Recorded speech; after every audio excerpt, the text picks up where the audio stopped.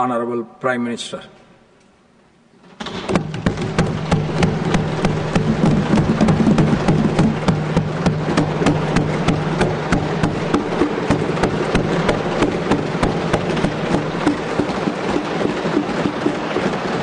आदरणीय सभापति जी, शीतकालीन सत्र का आरंभ हो रहा है और आज सदन के हम सभी माननीय सदस्यों के लिए ये गर्व की पल है। आपका स्वागत करना और आपके मार्गदर्शन में सदन के माध्यम से देश को प्रगति की राह पर ले जाने के लिए महत्वपूर्ण विषयों पर चर्चा, महत्वपूर्ण निर्णय और उसमें आपका अमूल्य मार्गदर्शन एक बहुत बड़ा अवसर हम सबके लिए है। मैं सदन की तरफ से, मेरी तरफ से आपको बहुत बहुत बधाई देता हूं, आपका अभिनंदन करता हूं और आपको शुभकामनाएं देता हूं। और मैं विश्वास भी कर देता हूं कि सभी इस सदन में बैठे हुए माननीय सदस्य ये उच्च सदन की गरिमा को संभालते हुए आपकी गरिमा की भी सदा सर्वदा चिंता करेंगे, मर्यादा रखेंगे, ये मैं आपको विश्वास दिलाता हूं।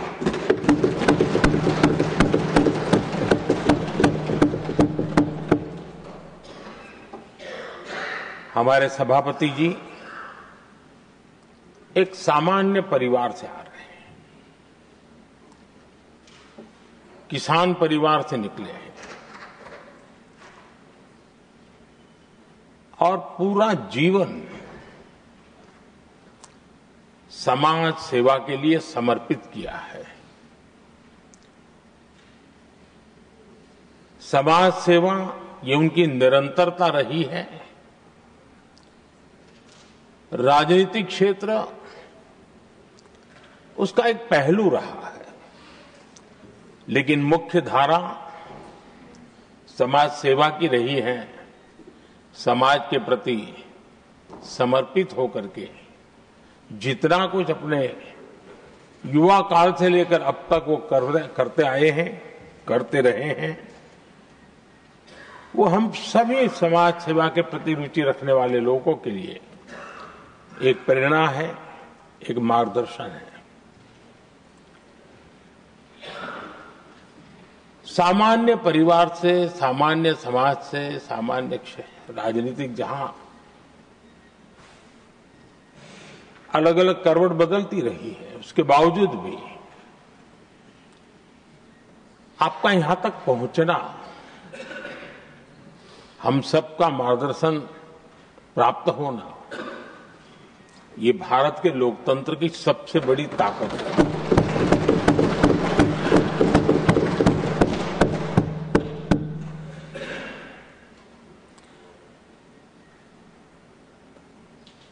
ये मेरा सद्भाग्य रहा है कि मैं आपको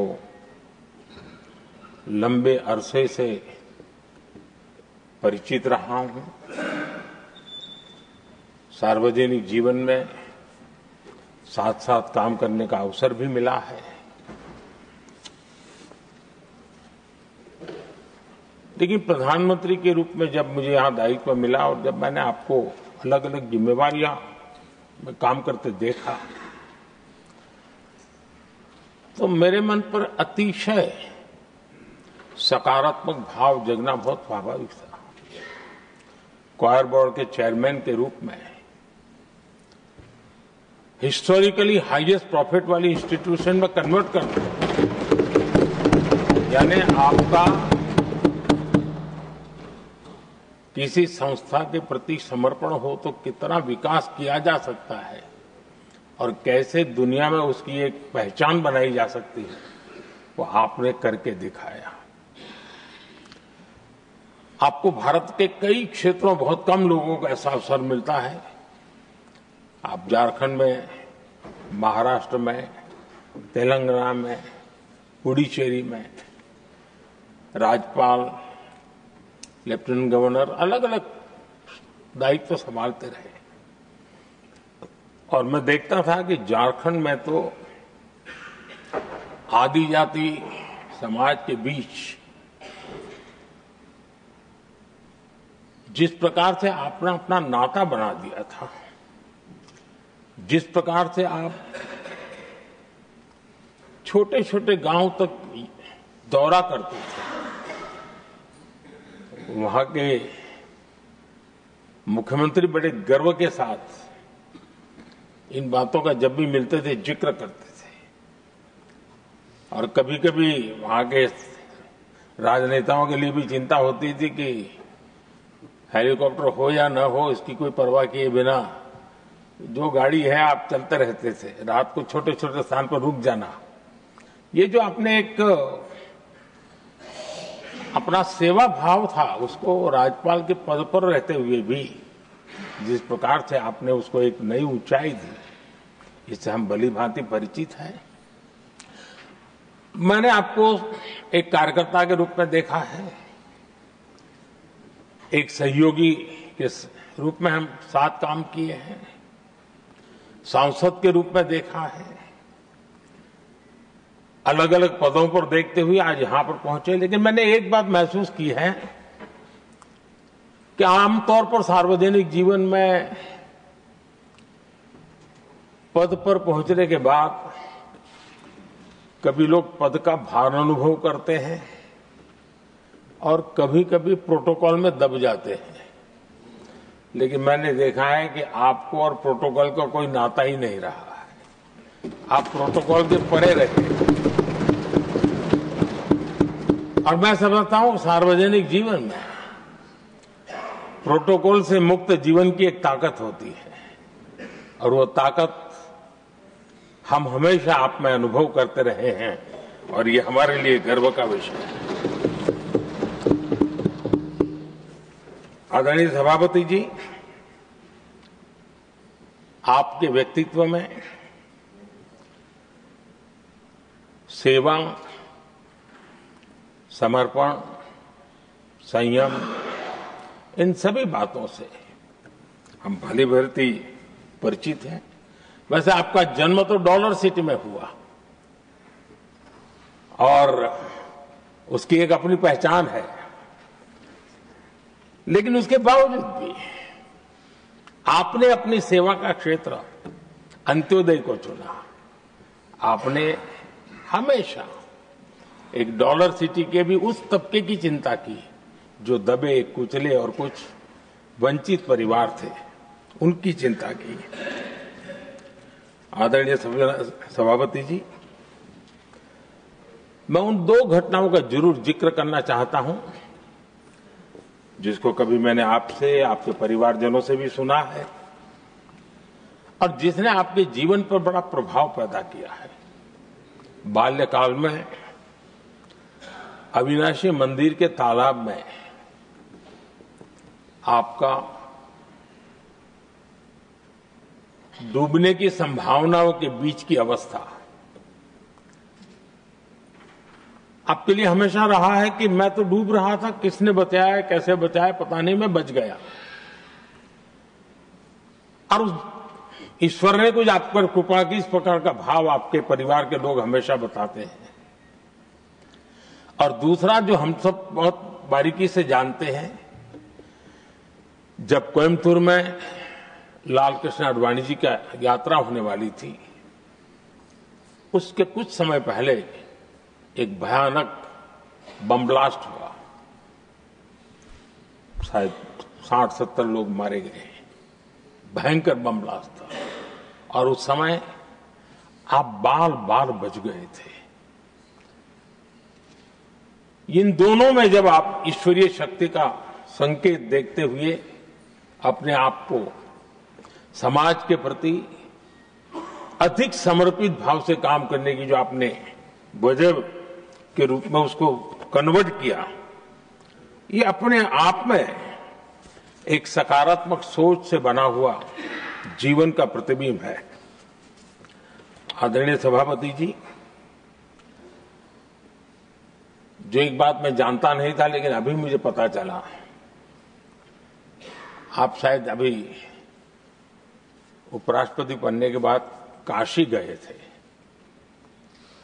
और आपका काशी का दौरा था, तो एक सांसद के नाते स्वाभाविक रूप से मेरा मन वहां सब कुछ ठीक ठाक हो ही रहता है।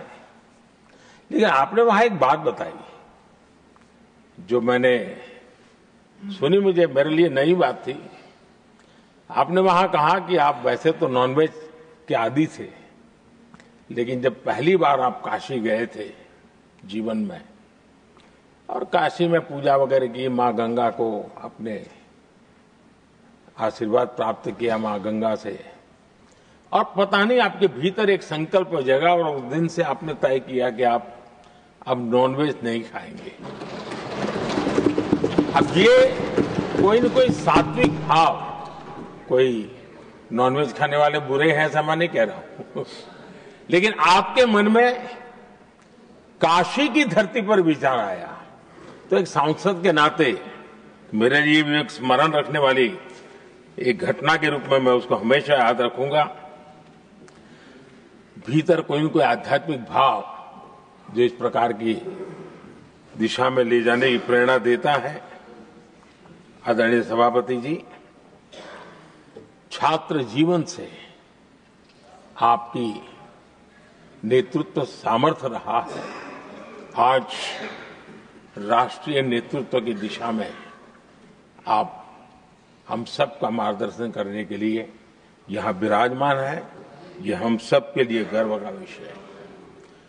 आदरणीय सभापति जी, आप लोकतंत्र के रक्षक के रूप में अपनी जवानी में, युवा अवस्था में, जब किसी को भी सरल मार्ग से जाने का मन कर जाता है, आपने वो रास्ता नहीं चुना, आपने संघर्ष का रास्ता चुना।